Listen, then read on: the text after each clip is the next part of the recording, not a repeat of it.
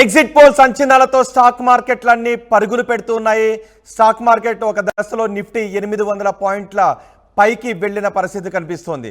2000 పాయింట్ల లాభంలో సెన్సెక్స్ ఉంది. 600 పాయింట్ల లాభంలో ప్రస్తుతం నిఫ్టీ ట్రేడ్ అవుతుంది. సెన్సెక్స్ కూడా ఆల్ టైమ్ హైలో ట్రేడ్ అవుతున్న పరిస్థితి మనకు కనిపిస్తోంది. ప్రస్తుతం మనం చూసినట్టయితే సెన్సెక్స్, నిఫ్టీ, బ్యాంక్ నిఫ్టీ కూడా ఆల్ టైమ్ హైలో ట్రేడ్ అవుతున్నాయి.